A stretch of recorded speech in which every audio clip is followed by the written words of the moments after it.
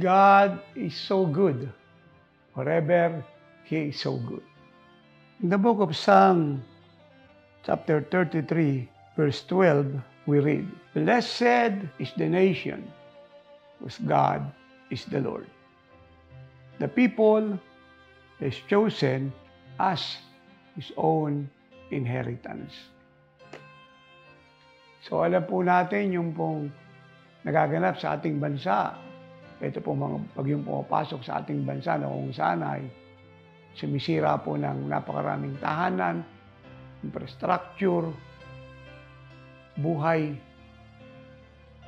pananim, kabuhayan, negosyo, tulay, at mga establishment.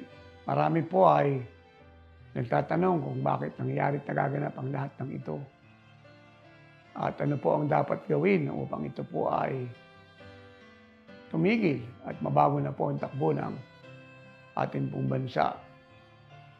At siya'y mabuhay alinsunod sa pangako ng ating Panginoong Jesucristo. So number 1, kinakailangan magsimula na po tayong lahat na tumingin sa Diyos. Humingi ng tulong sa Kanya. Tumawag sa Kanyang pangalan.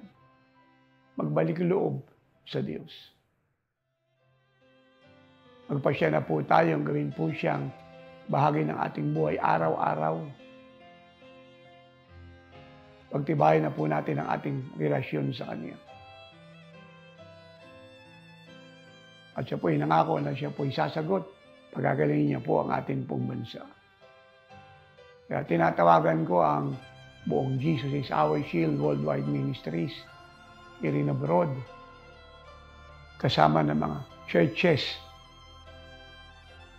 sa buong Pilipinas at buong mundo. Magsama-sama po tayong manalangin. Saan man po tayo nakabase, ilan man po ang member natin, ay priority po natin ang pananalangin para po sa ating bansa. Doon ba yung nasa Luzon, nasa Visayas, nasa Mindanao? So, manalangin po tayo. And again, let me repeat, na lahat po ng mga fellowship dyan, churches, movement, coalition, denomination, ay manalangin. Una, hingi natin ang tawad ng ating mga kasalanan sa Diyos. Ikalawa, ipanalangin natin ang buong Pilipinas. Hingi natin ang tawad ng kasalanan ng buong Pilipinas. Ipag-pray po natin sa Diyos na maawa ang Diyos sa Pilipinas. Ito'y balutan niya ng kanyang proteksyon, pag-iingat, pagmamahal, pagkalinga. Ilis natin ang blood ng Lord sa buong Pilipinas as a covering. Ideklara natin sa buong Pilipinas that Jesus is Lord. He is our shield. Upang sa ganon, siya po'y makagalaw. At ano man po ang atin pong sitwasyon ay ipangaral natin ang Panginoong Jesucristo. Sa lahat ng mga churches na nakakalig ng tinig ko ngayon, Luzon, Visayas, Mindanao, let us do this. Let us preach Christ, share the Lord everywhere. Kaya kayo living like Jesus people, huwag kayong lalabas ng bahay na wala kayong dalang brochure. It's time to share the love of God to all. Para madama nila ang Diyos ay isama sa atin, makita nila ang Diyos sama sa atin, at sila po'y makapagbalik loob sa Diyos at maunawaan nila that God loves them so much. At ikatatlo, Jesus is Our Shield Worldwide Ministries, yung ating masaganang pagkakaloob. Magpakatapat tayo sa ating mga ikaputandog, sa ating mga vows at pledges. Gawin natin to ng may kagalakan. Napaabutan tayo o hindi, na-remind tayo o hindi. Dahil ito'y obligasyon natin gawin natin siya na may kagalakan. Para marami po tayong magawa. Patuloy-tuloy na ma-air ang programa natin sa television, sa radio. Dahil alam nyo, medyo po binabayad natin buwan-buwan, tuloy-tuloy po ating mission travel. Especially, tayo po'y nakatakda na bumiyahe. Dahil meron tayong timetable from 2025 to 2028, we must reach the Philippines. Kailangan madala natin ang Ebanghelyo without delay. Sa Luzon, Visayas, Mindanao. Madala natin sa revival and to perfection ng church. Mapukaw natin ang sambayan ng Pilipino patungo sa Panginoong Jesucristo. Kung kayo na may pinagpala ng sobra, magdagdag po tayo. Wag po tayo magdamot Dahil ang nature nyo ay hindi nature ng pagdadamot, kundi nature ng pagbibigay. Dahil God who is love lives in you. And that nature of love is your very nature. Because the Lord Jesus Christ is your life, your divine nature, divine being, and divine substance. Kaya wag po tayo mag-atubili. At the moment na narinig niyo po ang paabot ng lingkod ng Diyos, pumunta na po kayo sa bangko, magulong na po kayo sa bank account ng ministry. I-specify niyo na po kung ito po'y ikapunyo, handog, pledge sa TV, sa radio, Mission Travel, Mission of Love. And expect to be blessed by God. Anong sabi ng Lord sa Luke 6:38? Nagbigay kay bibigyan. Gustong takal, siksik, tiglig, umaapaw at walang sukat paglagyan. May bibigay sa inyo ng mga tao na gagamitin ng Lord para i-bless kayo. Sapagat ang panukat na ginamit nyo, siya rin panukat na gagamitin sa inyo. And in Proverbs 28:20, lagi ko po itong kinukot kasi totoo po ito. A faithful man will abound in blessing. Ang taong tapat sa pagbibigay ng kanyang ikaputandog at kanyang first fruit ay pagpapalain ng Diyos. Take note of that word, will abound with blessings. Hindi po sinabing susubukan kayo po ipagpalain o baka sakali kayo po mapagpala. Ang sabi ron ay mananagana kayo sa biyaya. You have to believe that. Ito pa po, maganda to. Proverbs 19:17.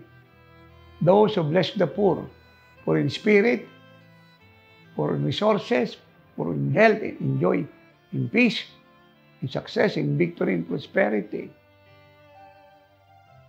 Those who bless the poor, God said, He will repay you. Ang Diyos po ang magbabayad sa inyo. Ang Diyos po ang gaganti sa inyo. Proverbs 11:24-25, ang taong madamot ay maghihirap, pero ang mapagkaloob ay sasagana. Sa ibang translation ay yayaman.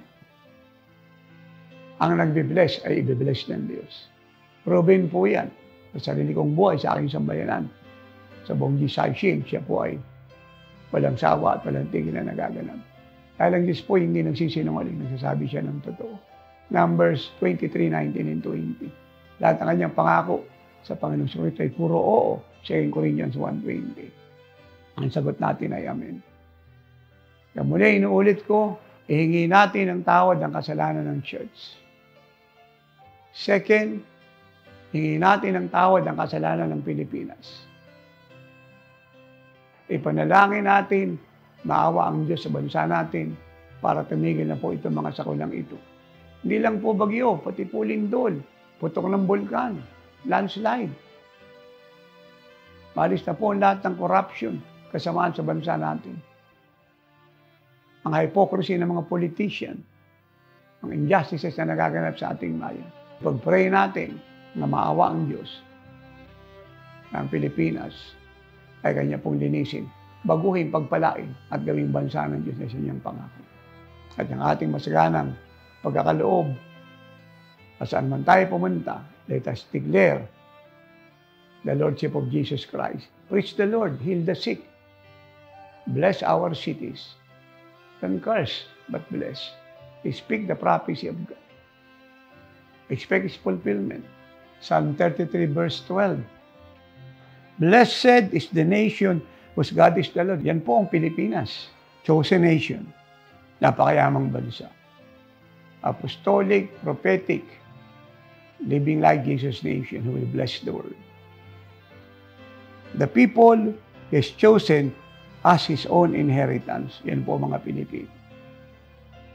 Tayo po ang gagamitin ng Lord to bless the world. At ito po hindi pwedeng pigilin ng sino man. Gawin po natin ang ating tungkulin. Hingi ng tawad ang kasalanan ng church.